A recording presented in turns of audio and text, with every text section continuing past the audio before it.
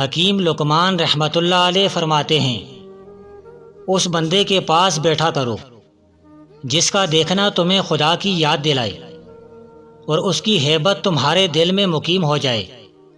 وہ تمہیں زبان فعل سے نصیحت کرے نہ کہ گفتار سے۔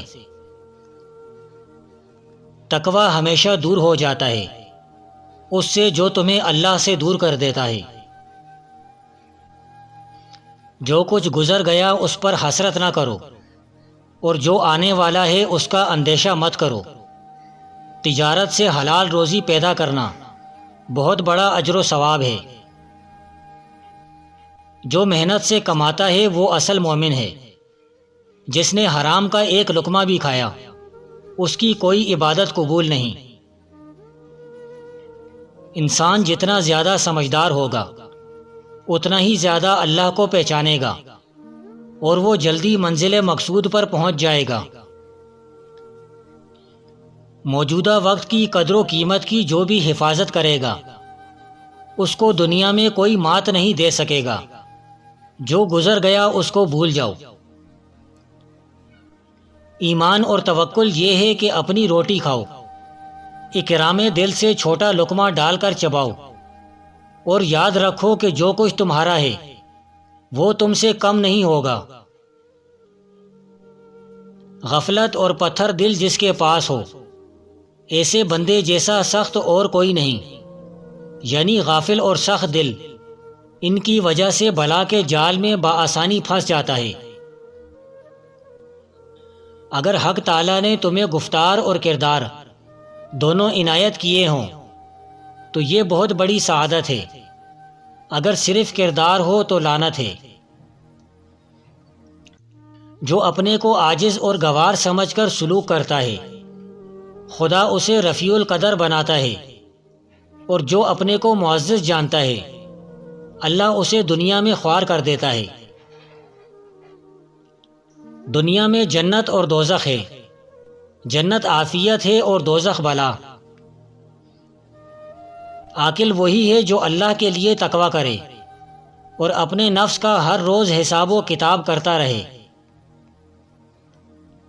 خدا کی راہ کی 4 قسمیں ہیں: تلوار اور کافروں کا سر، حجرہ اور عالموں کی بارگاہ، دسترخوان اور بھوکھوں کا پیٹ، اور مسجد و نماز۔ اگر کوئی چیز کھو جائے تو دکھ مت کرو، لیکن نیت کا کم ہونا اندیشے کا باعث ہے۔ سب سے بری خصلت کبر کو پسند کرنا اور اختیار داری کی خواہش ہے، کیونکہ کبر اس کو زیب دیتا ہے جو بے عیب ہو، اور اختیار اس کے لیے موضوع ہے جس کا علم بے جہل ہو۔ جو علم کا چرچا کرتا ہے تقوی کا خیال نہ رکھے وہ بدنام ہو جاتا ہے اور دین سے دور چلا جاتا ہے۔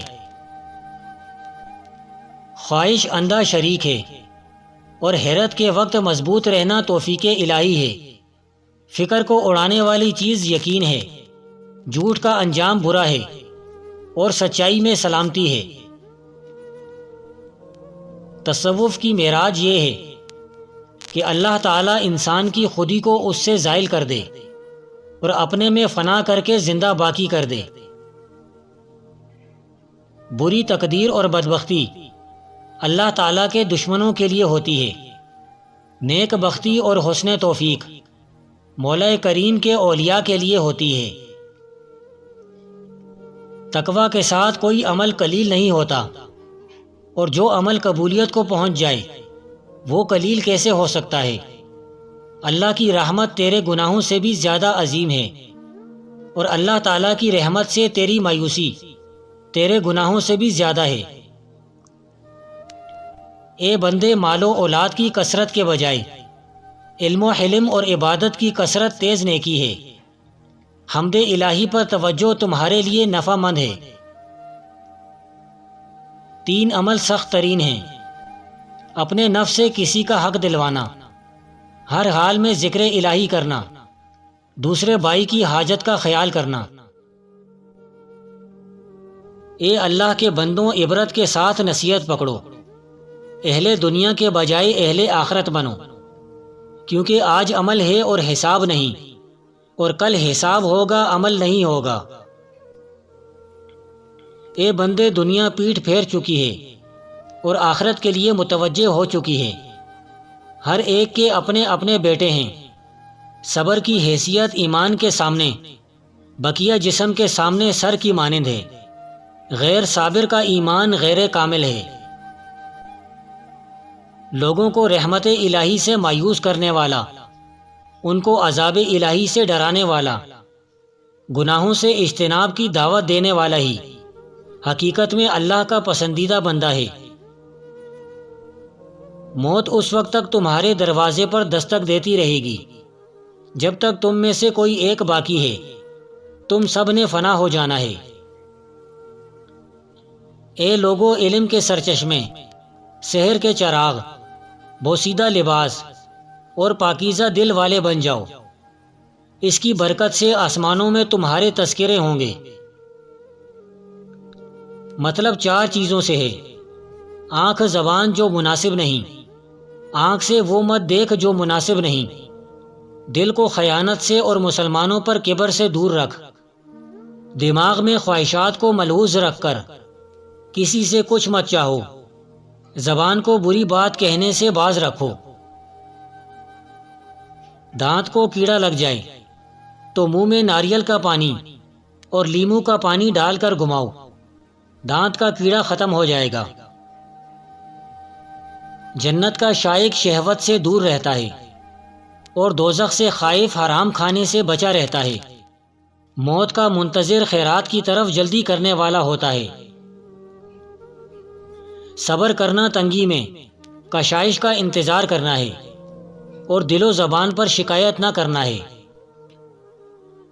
وفا کے دنوں میں بے وفائی کا ذکر کرنا بے وفائی کرنے کے مترادف ہے۔ توبہ کیے بغیر عبادت درست نہیں۔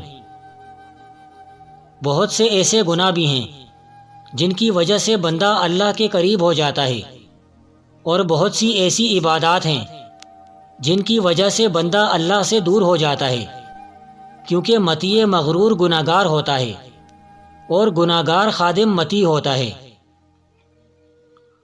خدا تعالیٰ نے مومن کے دل سے زیادہ عزیز اور کوئی چیز نہیں بنائی، کیونکہ علم و معرفت سے زیادہ عزیز اور کوئی چیز نہیں، اور وہ دل میں ہوتی ہے۔ زہد 4 اشیاء میں ہے۔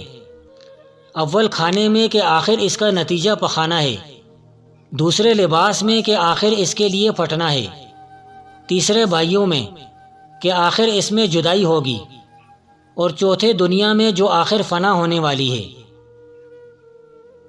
جو بندہ اپنے نفس کا مالک ہوا اور معزز ہوا، وہ دوسروں کا بھی مالک ہوا۔